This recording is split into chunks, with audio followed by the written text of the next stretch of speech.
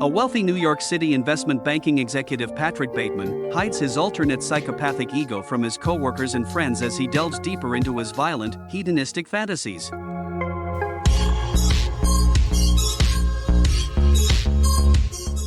At work, the secretary is sorting his schedule when Patrick, all slick and sharp-tongued, lays into her fashion choices, telling her what to wear and what to ditch, though he still tosses a nod at her beauty to keep it slick. Do not wear that outfit again. And high heels. I like high heels. Heading to dinner, he's just trying to zone out with good tunes, headset blasting, but his fiancée, Evelyn, keeps yapping about marriage, even though he's made it clear he ain't ready. He's all about fitting into his pop's company, and whether she's cool with it or not, he's sticking to his plan. At the restaurant, they do quick intros and sit to order. Timothy, the guy Patrick knows is banging Evelyn on the side, slides in next to her, and they're all chummy, cracking jokes. He keeps that intel locked down, not letting on, but he's wondering if she's got any clue he's also fooling around with Courtney, the good-looking pharma dude, who's her best friend, even though she's engaged to some guy named Luis. The table's buzzing, and the crew is shooting the breeze about global messes. We have to provide food and shelter for the homeless. Wars, famine, all that noise. The guy's fired up, preaching about stomping out apartheid, cooling the heat on nukes, shutting down terrorism, and kicking world hunger to the curb. He's all in on fighting racism, pushing civil rights, and making sure gender equality gets its due. No question. Heading out, Patrick's prowling a dark alley, spotting a bum who nods along, saying he's freezing, starving, and needs work. The guy dangles a job offer, then flips in a heartbeat, barking about the dude's stink. His blood's boiling now, and while the bum's all hopeful, thinking he's found a saint, he digs into his briefcase. You know how bad you smell. You're so hungry. Why didn't you get a job? I lost my job. Get a goddamn job. What a fucking loser you are. And he stabs the poor guy over and over till he's done. The bum's dog whimpers, but he stumps the mutt till it's lights out. He crosses paths with some chick, just tossing quick hellos. They stroll side by side for a bit, not a word between them. At the laundry, he's going toe-to-toe with an old dame who's jabbering in some other tongue. He's got sheets with a red stain that looks like blood and wants them scrubbed spotless. She's griping, but he ain't hearing it, even growling he'll end her if she doesn't get it done right. Victoria rolls in, only got eyes for locking down a date with him, doesn't even give a damn about the stain. He shoves the sheets at her, telling her to deal with the laundry folks so they do their damn job, then bolts for his meeting. The guy dials up the chick he's stepping out with, trashing her fiancé, Louise, but she tries to shut that down quick. He's pushing for a dinner date, but she ain't biting right until he name drops Dorcia's.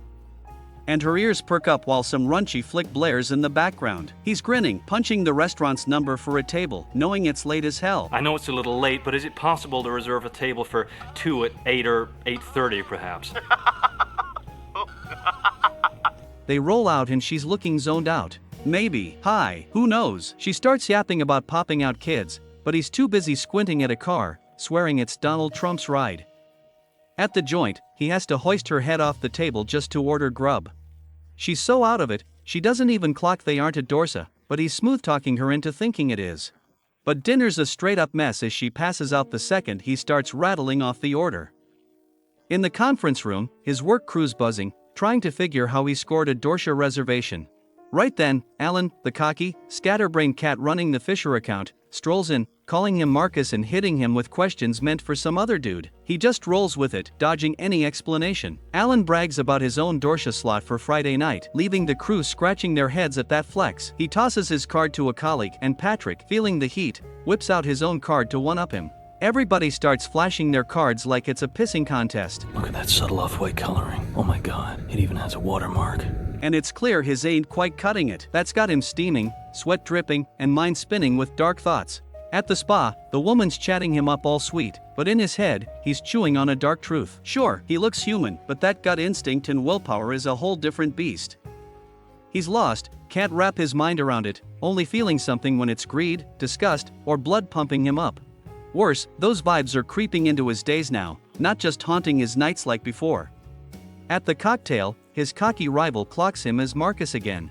He rolls with it, playing cool while his girl's all kinds of confused. The guy even sets up a meeting with Marcus, and he nods along, saying he'll show. He pulls up a bit late to the meet, but they get to ordering grub. The second he spots Ivana Trump, he slips, blurting his real name, then brushes it off like it's no big deal, just a mix-up. He's itching to know how Alan snagged the Fisher account. How'd you get it? Oh, I could tell you that, Halberstram. But then I'd have to kill you. Patrick is now spilling his twisted love for carving up women, calling himself a headcase. Alan blows it off and asks about Cecilia. He spins a yarn, saying she's chowing down with Evelyn, and the drunk fool starts raving about her curves, only to sling a jab at the guy across the table, calling him a loser without even knowing it's him. He's got the dude sloshed on wine, so he lures him back to his place. All decked out with covered furniture and floors. They're having a deep chat about music, but he's suiting up, putting a raincoat on and an axe in hand. Is that a raincoat? Yes, it is! With tunes blasting loud, Huey released this. Hip to be square. he swings the axe on the helpless sap, taunting him about that Dorsia reservation. Hey, Paul! He hacks away, yelling his lungs out, and when he's satisfied, he peels off the raincoat, kicks back with legs crossed, and lights a cigar because it's a job done right. He hauls the body, stuffed in a fancy overnight bag, through the lobby, blood leaking everywhere. Louise spots him cramming it into the taxi's trunk, but only has eyes for the designer bag, not the mess. The executioner slips into Alan's pad after snagging the keys, and his jaw drops. This place is swanky, way sharper than his own crib. He grabs a box quick, stuffs it with some of the guy's clothes, then mimics his voice to drop a message for someone saying he's skipped town. Just wants folks thinking Alan's off on a trip. Hasta la vista, baby. At the office, the secretary rolls in saying, Detective Donald's itching for a sit-down, but he shuts it down. She pushes back, thinking it's a dumb move, so he grumbles and greenlights the meet. The cop struts in, lays out who he is, and gets to business. Alan's gone missing, and he's on the case to dig up answers. Just needs to toss a few questions at the colleague. He plays it cool, saying he hasn't heard about Alan vanishing and wonders why it's not all over the news. Cop says the family's keeping it hush-hush, their call. He starts answering, then unprompted spills his take on Alan's love life, tossing in thoughts about the guy being gay, wanting to make sure he isn't getting grilled. He gets an assurance from the cop that it's all good. Then he flips the script, firing off questions, asking if there were any fingerprints at Alan's place and if the case has been called a homicide yet. The cop bites, spilling how far their investigation's gone. The stone-cold executioner nods along, agreeing it's a shame folks just vanish, but his creepy vibe sets the cop on edge. After a tense stare down, he cuts in, saying he's going to be late for a meeting. He walks the cop to the door, promises to help out more if needed, then shows him out. In his pad, the psycho's pumping iron, grunting while a woman's piercing screams wail from the TV. He cruises to a shady corner and scoops up a hooker who's all about the cash. Slipping into a smooth act, he calls himself Paul Allen, then dials his contact to line up a blonde girl ready for a wild night with a couple. Then he turns to the hooker, laying down the law like it's a game, telling her to only answer to Christie. The hooker's soaking in the tub while he eyes her, tossing compliments on her figure and barking orders. The new girl shows up, and he's back to his Paul Allen bit, dubbing her Sabrina. The first one joins, and even though they couldn't care less, he brags about slinging deals on Wall Street for Pierce & Pierce. They fish for how much his place costs, but he shuts it down, cranks up loud tunes, and struts into the room, yammering about the sound, the singer, and music in general. He ducks into the next room, still running his mouth about tunes with the women trailing. He keeps jawing about music, tying it to politics while telling them to strip slow, leaving just their undies. With Sabrina dancing on cue, he sets up a camera, calling out their poses like a director, even telling one to get real close with the other. He peels off his gear and hops in bed, going hard at both women, switching between them, making sure they're staring down the camera lens while he flexes like a bodybuilder, slicking his hair back, striking proud poses, and eating up his own reflection in the mirror. Way past midnight, as they're sprawled on the sheets, he bolts up, heading for his tools cupboard, itching for more. But the gals are done, ready to bounce. So, he forks over the cash and lets him split. He's chilling at the lounge with his crew, tossing around hot takes when he drops a line from some repeat creep about staring at a lady's severed head. He cracks a laugh, but the table goes quiet, everybody staring like he's lost it. The vibe shifts quick when Luis rolls in, flashing his new business card like a big shot, pulling nods and chatter from the crew, everyone except the weirdo, who's quietly fuming. As the dude bails, the guy Patrick gets sour with the rest of the crew, storming through their chatter and heading straight for the restroom. He slips on leather gloves, eyes locked on his target, and clamps his hands on the fella's shoulders, but when the dude, Luis, clocks it's him, he plants a kiss on his hand, muttering why it took so long to show some heart. The cold-blooded guy's thrown off, yet he plays along for a beat as Luis gets all touchy, spilling his true feelings with a soft caress. Visibly rattled, the assailant scrubs his hands raw under the faucet, dodging any more contact with the dude, then bolts out, knocking over trays and shoving folks aside like they're nothing. Still, the love-struck fella trails after him, waving a hand to signal he should ring him later. The guy rolls into work and spots the detective camped out at the secretor's desk. Once settled in his office, the cop starts pressing him to spill where he was the night Alan vanished. He flips open his diary and claims he was chilling with Veronica, but the detective's got different intel. Switching tracks, the cop asks when he last hung out with the deceased, so he starts laying it out, but then he stumbles over his words for a split second, brushing it off as a hectic day catching up with him. The policeman tosses out the idea of grabbing dinner to keep the talk going, and he nods along, agreeing to play ball. But before the cop heads out, he flashes a CD plate, same kind the guy dangled in front of Alan before swinging the axe, and it rattles him deep, though he locks down his cool. After a wild romp in the sheets, the guy starts gearing up to bounce, but Courtney cuts in, hoping he'll ring her before Easter, but there's a possibility they won't see each other before then, so she wishes him a happy Easter anyway, and then he slips out. Later, the silent predator and his buddy roll into a club where they first duck into a dim backroom and sniff some before strutting to the VIP section.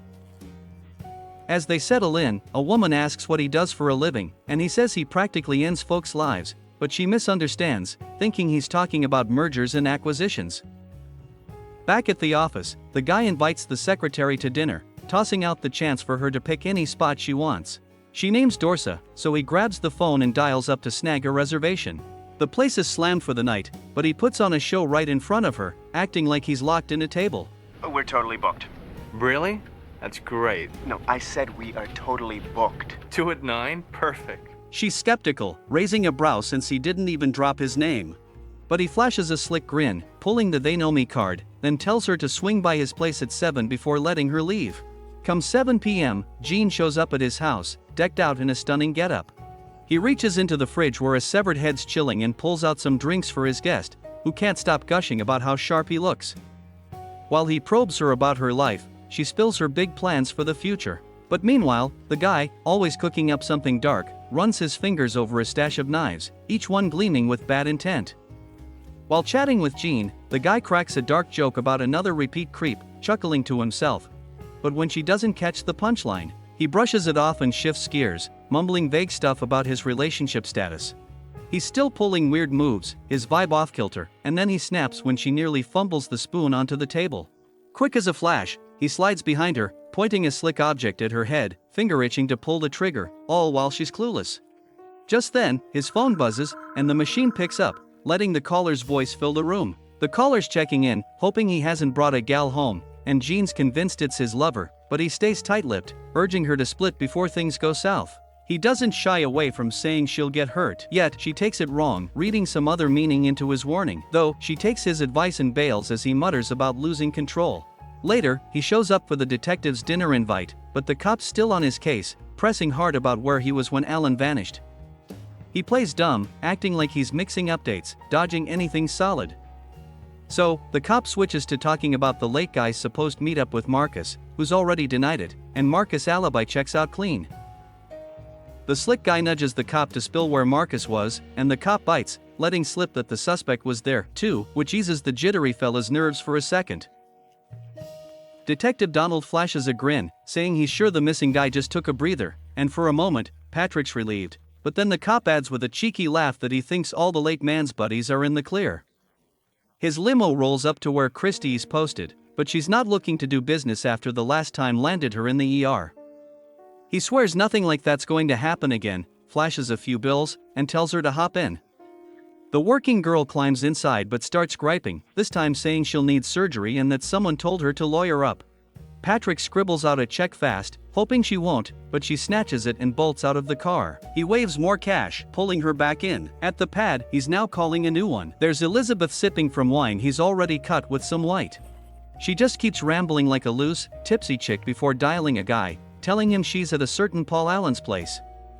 The other girl keeps a stone face through the chatter while the man nudges her to drink from her glass. He brings up his fantasy about watching the two women get it on, but Elizabeth brushes it off, saying she's not into girls. She admits just hearing about it makes her feel weird. but before long, the other one's got her pinned, kissing her while she moans softly, soaking in every touch. He keeps rambling about the great Whitney Houston while they're at it, and Elizabeth can't help cracking up at his bizarre playlist, but he goes on, linking music to humanity and empathy. They move on to get intimate, but Christie's uneasy, and as she attempts to run, she freezes when she hears Elizabeth screaming under the duvet. Patrick lifts his head, and she spots blood smeared across the sheets in his mouth.